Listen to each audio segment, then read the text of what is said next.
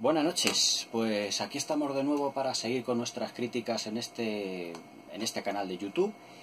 Y esta noche os voy a subir la crítica, pues ya que está de moda el asunto, pues de la película que lo empezó todo de Star Wars, que es el episodio 4, Star Wars episodio 4, Una nueva esperanza. Bueno, mucho título para la película, La guerra de las galaxias de toda la santa vida.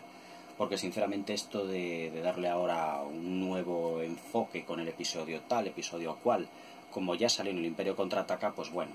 Esta película, bueno, la llaman ahora Una nueva esperanza, pero sinceramente ha sido la guerra de las galaxias, Star Wars en Estados Unidos y Star Wars en los países de habla anglosajona.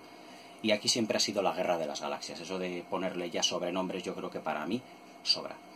¿Qué podemos decir de esta película que ya no se haya hablado anteriormente? Bueno, pues yo sinceramente quiero expresar aquí cuál es mi opinión de la película y todo lo que conllevó el rodaje y por qué sinceramente estoy yo aquí. Tengo este pack de películas, la gente va al cine siempre a ver las que se estrena nueva y el impacto que tiene en la cultura moderna la Guerra de las Galaxias.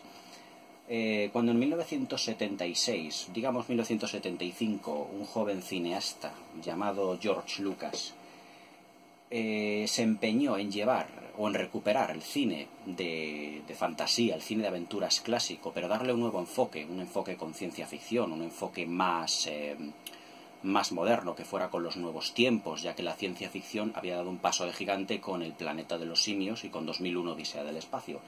Quiso llevar un cuento de caballeros, de princesas, de buenos y malos, del bien y el mal a la gran pantalla, pero de una manera muchísimo más grandiosa.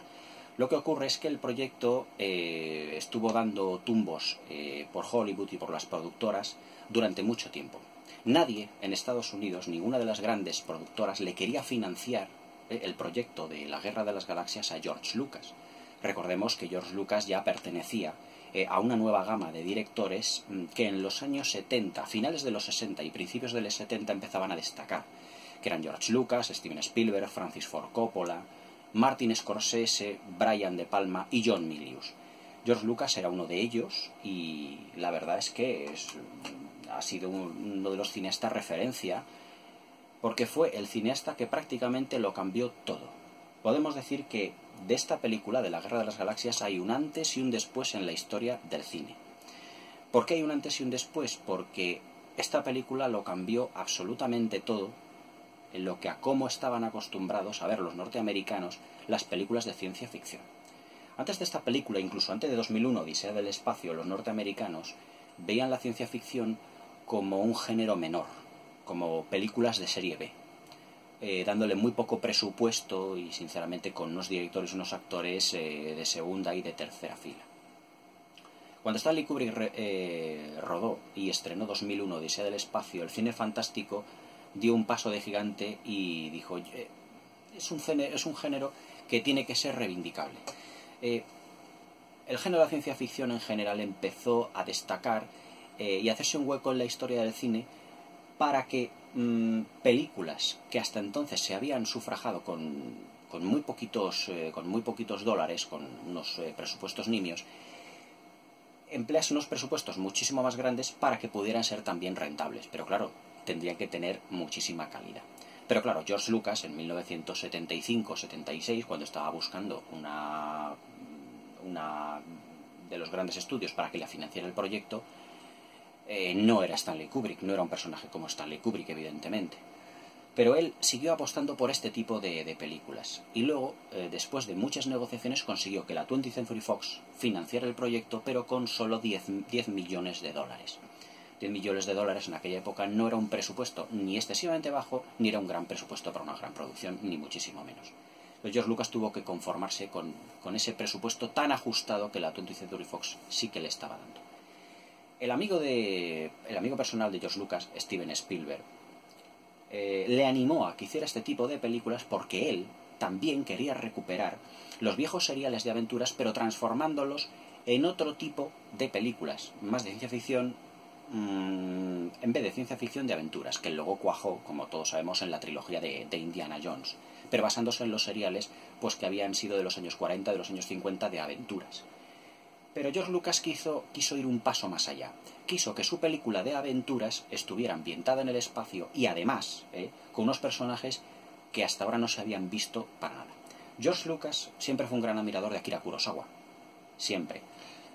Su película favorita, lo ha dicho muchísimas veces, es Los Siete Samuráis, una obra maestra del cine de todos los tiempos y una de las mejores películas que se han hecho. Y George Lucas quiso no ambientar su película en ese mundo, pero sí ampararse o inspirarse hasta cierto punto en muchos del diseño de vestuario, de la atmósfera. Y su película, La Guerra de las Galaxias, es sin duda, podríamos decirlo, que tiene grandes influencias de La Fortaleza Oculta. No me acuerdo el título exactamente, La Fortaleza Escondida, también de Akira Kurosawa, y que tiene muchísimos puntos en común. Yo personalmente esa película no la he visto, pero he oído hablar de que efectivamente fue la película en la que se basó George Lucas para escribir y para rodar La Guerra de las Galaxias. El casting empezó en los años 70, a principios de los años 70, 1975, 1976, y con ese presupuesto George Lucas evidentemente no podía, con 10 millones de dólares, no podía contar con unos grandísimos actores de primera fila porque el presupuesto no le daba para más. Pero sí que hubo un par de actores que ya tenían una carrera muy forjada en Hollywood y en el cine inglés, que fueron Alec Guinness y Peter Cushing, que sí aceptaron los papeles que George Lucas les ofreció, pero rebajando notablemente su caché y su categoría.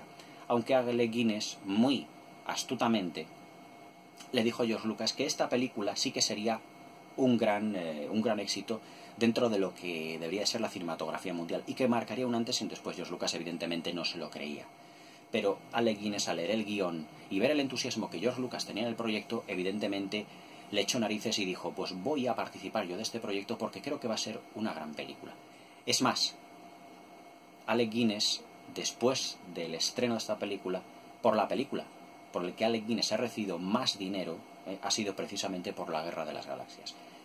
Fue un papel que él no se lo tomó de una manera muy chusca como el resto de actores durante el rodaje, pero sinceramente fue el pivote donde George Lucas se apoyó también para pedir consejo debido a la gran experiencia que Sir Alec Guinness tenía en lo que se refiere al mundo del cine. El rodaje, como seguro mucho de vosotros sabéis, fue muy accidentado, porque ni Mark Hamill, ni Carrie Fisher, ni Harrison Ford se tomaron muy en serio sus personajes. Muchas de las secuencias se pueden ver de que realmente se lo estaban pasando excesivamente bien, por así decirlo, en el rodaje, y la mayoría del presupuesto se fue en los grandes decorados, en los efectos visuales, que hasta entonces habían sido prácticamente lo nunca visto. Para ello, George Lucas formó a un grupo de personas para poder formar la Industrial Light and Magic, que ahora tanto prestigio tiene como industria de los efectos visuales. La primera película que hicieron fue, evidentemente, La Guerra de las Galaxias. Y George Lucas ya tenía cierta experiencia como director y también había ya tenido un éxito y un éxito mediano dentro de su carrera cinematográfica. George Lucas había rodado en 1969 aquel, no se puede llamar película de ciencia ficción, incluso un mediometraje llamado THX 1138, como luego llamaría su sistema de sonido y de imagen, el THX. Y en 1974 había rodado la que es para muchos una de las películas definitivas del cine de adolescentes de los años 60, que fue American Graffiti, que fue una película sobre los adolescentes de los años 60, pero que encantó a los adolescentes de los años 70. Debido a ese éxito, pues George Lucas se vino arriba y quiso que le financiaran esta película. Después del rodaje, sinceramente, George Lucas no tenía unas grandes expectativas de que fuera un gran éxito de taquilla, ni muchísimo menos. Pero es muy célebre la anécdota de que se fue con Steven Spielberg a una playa el día del estreno porque pensaba que seguramente su película iba a pasar completamente desapercibida. Él estaba con Steven Spielberg, con Indiana, con su perro, y George Lucas estaban allí los tres. Y George Lucas estaba esperando, Steven Spielberg no había visto la película, pero George Lucas estaba esperando la llamada de su agente para que le dijera pues la mala noticia: oye, tu película se está hundiendo en taquilla, tu película no entra nadie a verla. ¿Cuál fue su sorpresa cuando recibió la llamada de la gente diciéndole: George, la gente está haciendo cola en el cine para ver tu película, y cuando la gente sale del cine se pone otra vez a la cola para verla otra vez, porque está encantando. Vente a Los Ángeles de manera rápida porque quieren hacerte entrevistas, reviews, quieren entrevistarte, quieren hacerte mil cosas. Bueno, pues George Lucas se fue para Los Ángeles y al ver todo aquello que estaba siendo un éxito, pues os podéis imaginar, pues claro, la reacción que tuvo George Lucas. Nunca él pensaba que una película de caballeros y de princesas llevada al espacio pudiera tener tanta repercusión en la historia del cine. Los críticos la ensalzaron como la nueva 2001 Odisea del espacio, George Lucas se está convirtiendo en el nuevo David Lean, personajes carismáticos y míticos desde el primer minuto. Y la verdad es que viendo la película después, Steven Spielberg pues le echó un vistazo y dijo: en mi había visto efectos especiales como estos, qué bien has utilizado la banda sonora, todo lo que ha costado la producción, 10 millones de dólares realmente está estupendamente empleados, todo eso. Y la verdad es que ya entrando en lo que yo pienso sobre esta película, la verdad es que Steven Spielberg, al calificarla de maravilla, pues no tuvo, por así decirlo, tuvo un gran acierto, porque Steven Spielberg todo lo que ve pues lo transforma en oro, y él tenía una gran vista puesta sobre este film. Vista 40 años después, hoy en día, sigue siendo una gran película, sigue siendo una gran maravilla, y ahora voy a relataros cuál fue mi experiencia la primera vez que vi yo esta película. Yo era un chaval a lo mejor tendría yo 5 o 6 años, y mi padre la alquiló en VHS. Fue una de las primeras películas que mi padre alquiló por VHS y que estuvimos viendo en casa. Le dijeron a mi padre que había obtenido 7 Oscars de Hollywood, había tenido 10 nominaciones en su momento, y cuando la vimos pues nos encantó a todos, a mi padre, a mi madre y a mí, evidentemente. Lo que vi, hombre, yo era un crío, era un niño muy pequeño, y efectivamente pues no tenía, pues claro, los conocimientos cinematográficos que tengo hoy en día, y ni muchísimo menos pues qué me podía yo esperar de esta película, sino que fuera pues una película pues para chavales.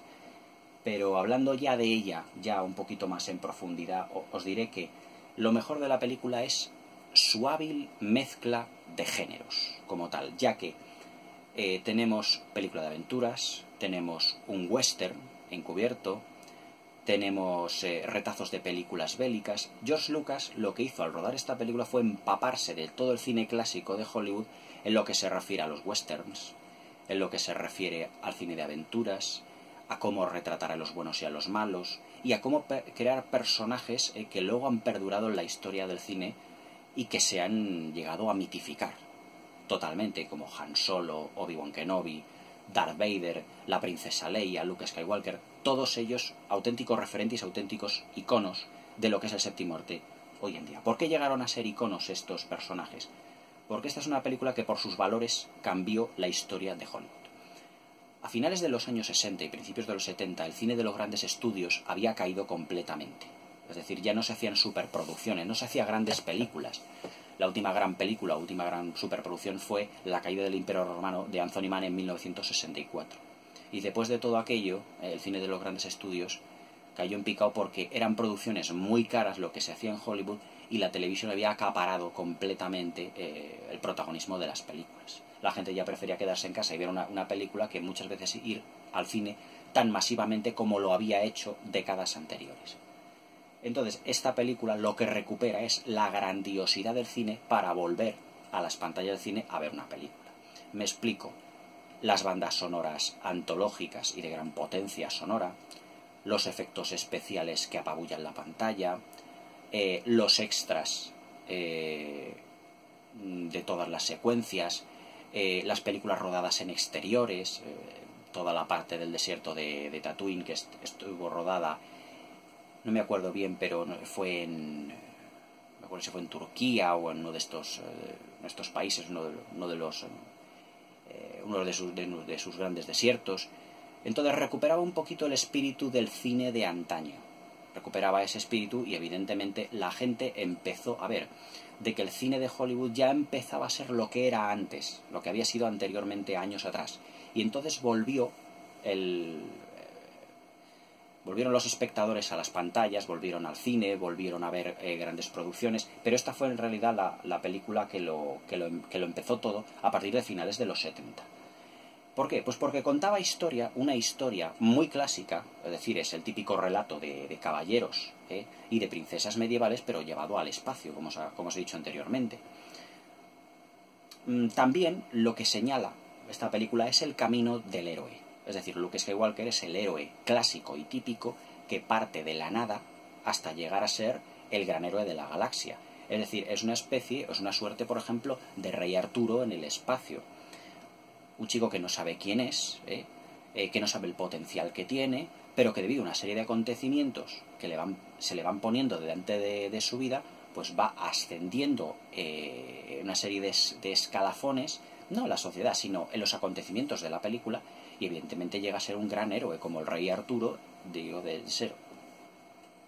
empezó de ser un chaval, luego después sacó la espada de la piedra y se llegó a convertir en rey. Es, digamos, el camino del héroe propiamente dicho. Todo luego también acompañado pues de unos personajes también estupendos.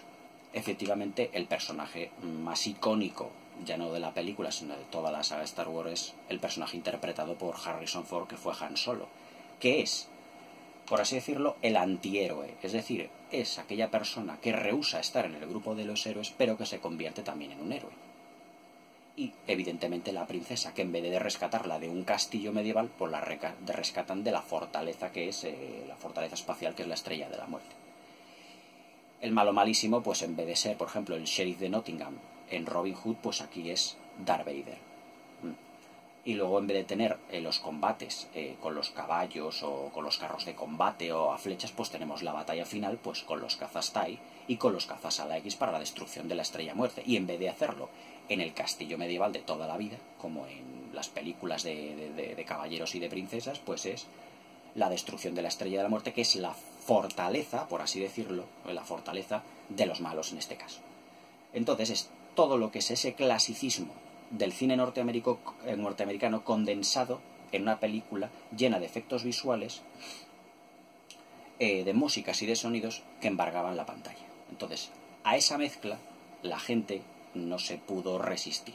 Por eso llenaron las salas. Porque era también una película que evidentemente contaba algo que no se había contado hasta el momento. Se había contado de diferente manera y en diferente ambiente, pero no en el espacio y mucho menos con personajes así. La película también tiene un fuerte componente religioso, ya que el concepto de la fuerza evidentemente es una hipótesis de lo que es una creencia religiosa en algo. En vez de ser en un dios o en un profeta, pues es la creencia de que existe una fuerza, existe una especie de campo de fuerza creado por todas las causas naturales de esta vida, de este mundo, y que personas que tienen una especial sensibilidad pueden captarlo y utilizar ese poder a su favor. Eso es la fuerza. Lo que pasa es que pues, se puede utilizar ese poder de una manera correcta para el bien, como es el lado luminoso de la fuerza, o puede ser utilizado de manera maligna, convirtiéndose en el lado oscuro de la fuerza. Es decir, también la película tiene un inteligente componente religioso. Es decir, no solo funciona como película de aventuras al uso, sino que también funciona como una película incluso religiosa. Obi-Wan Kenobi, si os dais cuenta, va vestido con una sotana, va vestido con una especie de toga, y también es un personaje barbado, lleva su barba, como una especie como de Jesucristo, porque incluso lleva capucha. Es decir, es un personaje que es profundamente religioso, desde el que le vimos en esta película. Y luego está su contraparte, que podremos ser en esta película, que es el diablo, que es Darth Vader. El sable láser de Darth Vader es de color rojo, y al ser de color rojo es como un pequeño símbolo del infierno, las llamas del infierno. El sable láser de Obi-Wan es azul muy clarito, como si diera más luminosidad a todo lo que es el conjunto. Es decir, también los colores son importantes dentro de todo lo que es este universo, también en los sables láser, que tienen su significado. Es decir, es una película, como he dicho, que funciona a muchísimos niveles. ¿Por qué funciona también, por ejemplo, a nivel de western?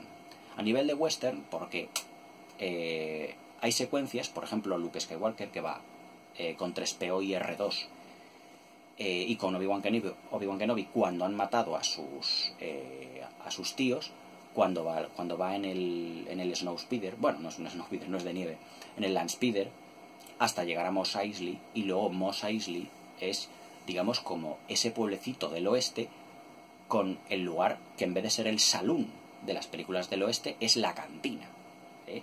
Pero que en la cantina también hay unos personajes un poquito indeseables, como los western clásicos, cuando el grupo de héroes, ya sea por ejemplo Wyatt Earp, entran dentro de la cantina y no se saben lo que se van a encontrar. Es decir, tiene lecturas de western, tiene lecturas de película de aventuras. Y luego también tiene una lectura fantástica de cine bélico. Es decir, todo lo que es el ataque de los cazas TIE, de los Ala X a la Estrella de la Muerte con los cazas TIE, eso es puro cine bélico. George Lucas se empapó del cine bélico rodado entre los años 30 y los años 50, respecto de la primera y segunda, bueno, los años 30 no, de la Primera Guerra Mundial y de la Segunda Guerra Mundial, de los combates aéreos que había y todas estas cosas. Sobre todo enfocado a los pilotos, a los cazas, a la comunicación que había entre ellos. O sea, daos cuenta que en la parte final de esta película, George Lucas pues se fija mucho en los diálogos que hay entre el jefe rojo, el jefe oro, el rojo 5, el rojo 3. Eso es muy parecido pues cuando en un escuadrón de vuelo en la Segunda Guerra Mundial se estaban intercomunicando entre ellos para decir atacamos ahora, cuando atacamos en un escuadrón, en otro escuadrón, en una oleada, en otra oleada. Es decir, esta película tiene muchísimas reminiscencias del cine clásico norteamericano de siempre, pero repito, de diferentes géneros. Pero es una hábil mezcla de géneros.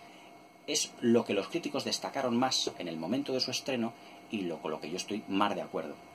Otro componente importantísimo en esta película, que sin ese componente no hubiera sido nada, es la banda sonora.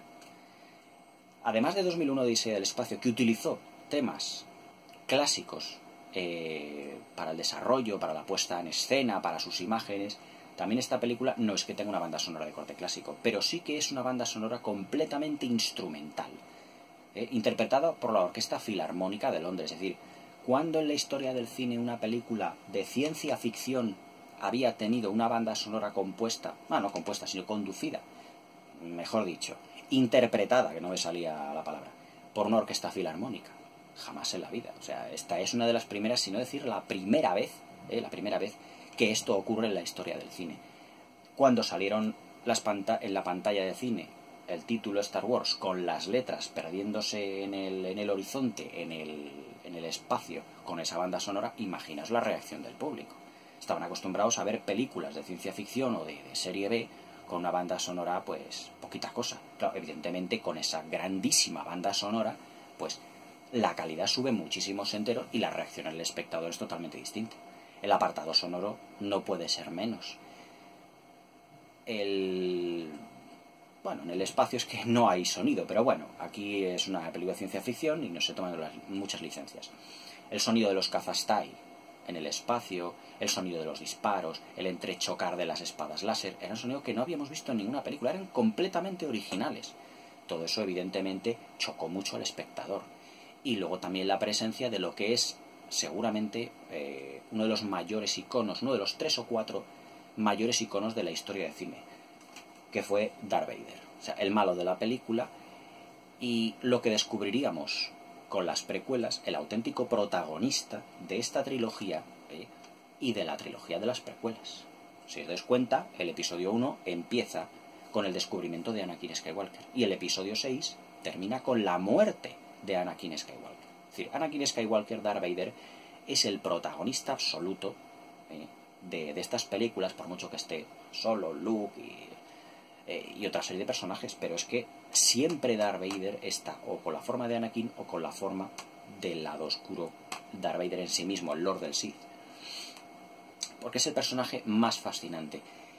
Cuando vimos a Darth Vader por primera vez, pues pudimos deducir que era el malo de la película, pero fijaos, luego por las secuelas que vimos después, de las cuales ya subiré las críticas aquí al canal, descubrimos que la historia de Darth Vader es una historia trágica. Es decir, que detrás de este personaje de armadura imponente, de casco terrorífico que parece una calavera, y con estas alas que parece y es inspirado en un samurái, en un samurái. De ahí las referencias de George Lucas a lo que os había dicho anteriormente del cine de Akira Kurosawa. Vemos que es un personaje completamente trágico. Es decir, Darth Vader, detrás de Darth Vader hay una auténtica tragedia griega. La historia de Darth Vader es la historia de una persona que lo tuvo todo, lo tuvo absolutamente todo. Es decir, fue un chaval que se formó en la fuerza, que llegó a ser casi maestro de la Orden Jedi, que participó en las guerras clon, que tuvo una mujer que le quiso, que tuvo incluso hijos, pero que fue engañado y que pasó de tenerlo todo a no ser absolutamente nadie. Solo, digamos, el perro guardián de aquella persona que le había engañado, que había sido pues el canciller Palpatine, que luego era Darth Sidious, que luego fue el emperador. Es decir, fue un personaje que lo tenía todo y que, así decirlo, por amor, también lo perdió todo. O sea, fue víctima de todos los conflictos de Palpatine, que fue trasladado hacia el lado oscuro por intentar salvar a su amada, pero que en realidad lo que le estaba haciendo Palpatine era engañarle, aprovechando el sentimiento que él tenía por su amada y por los futuros hijos que iba a tener. Detrás del personaje de Darth Vader no sabíamos que había una historia tan profunda y que en las precuelas nos contaron. Yo sinceramente, después de ver las precuelas, sinceramente prefiero que casi el bueno de la película hubiera sido Darth Vader y los malos el resto, porque sinceramente es el personaje que más peso específico y que más el personaje más imponente de toda la saga. O sea, digámoslo ya, o sea, la Guerra de las Galaxias es Darth Vader y se acaba. O sea, ahora con los nuevos episodios hechos por la Disney, pues bueno, El Despertar de la Fuerza, ya os subiré la crítica al canal. Los Últimos Jedi también para mí es una película notable. Rogue One ha sido una película fabulosa, pero claro, ver de nuevo en la pantalla a Darth Vader, eso es algo que no se ve todos los días, porque en el fondo, hay que admitirlo, es el principal protagonista de Star Wars. Es más, cuando salen todos los muñequitos todos los años, pues siempre sacan una figurita de Darth Vader, porque es que claro, es el prototipo perfecto de Star Wars, es el personaje. Darth Vader es el mito, Darth Vader es el rey, por así decirlo, del cine de ciencia ficción, digámoslo desde ya. Entonces, todos estos elementos conjugados en una sola película hicieron que el éxito fuera evidentemente clamoroso. Y que 3 años después George Lucas ya se había planteado de que si esta película tiene un éxito, hacer una trilogía. Es decir, porque él tenía una historia más allá que contar. Una historia que contar de esos personajes que estaban en rebeldía contra un malvado imperio galáctico y que tenía que seguir contando su historia. Él necesitaba seguir contando su historia. Años después tendríamos el Imperio Contraataca, el Retorno del Jedi, el episodio 5 y el episodio 6 respectivamente, y la historia se nos condensaría, se nos haría más profunda, los personajes estarían mejor definidos. Pero la pregunta podría ser, ¿se puede ver el episodio 4, es decir, la Guerra de las Galaxias, como una película única e independiente de todo lo demás? Imaginaos que no hubieran existido las restantes. Se podría haber visto perfectamente, porque es una película de aventuras hechas a la vieja usanza, al viejo estilo, y que en ningún momento, cuando yo la vi de pequeño, sabía que había una segunda, una tercera parte, vamos, ni muchísimo menos, no lo sabía. Era muy pequeño, y yo pensaba que esos personajes que aparecían en la película, pues aparecían solo en esta película. Años después, pues bueno, descubrí el Imperio Contraataca, luego descubrí el Retorno del Jedi. El Retorno del Jedi ya la vi en cine. El Imperio Contraataca yo era muy jovencito, en 1980 yo tenía 2 años, no. Entonces la vi ya en VHS. Sin embargo, el Retorno del Jedi sí la vi en el cine cuando se estrenó aquí en España. Y bueno, pues por lo demás poco más tengo que decir sobre los valores de esta película. Puntos a favor, pues todos los que tiene, todo lo que rodearon a su producción, todo lo que ha sido el legado que nos ha dejado esta gran película, los valores cinematográficos que nos ha trasladado y que han sido explotados 1001 veces. Es decir, el héroe, el maestro o mentor, el villano, mezclado pues con toda clase de géneros, de aventuras, de espadas, de todo eso lo hemos visto luego en 1001 películas, pero la película que lo funda y lo reúne todo es esta. La Guerra de las Galaxias, no es otra. No es otra. Luego, años posteriores, en 1997, ya aquí ya entramos ya en el terreno friki de George Lucas, quiso que su película, que como fue rodada con $10 millones, quiso que su película fuera grandiosa. y debido al auge de los efectos digitales, la reestrenó. La trilogía original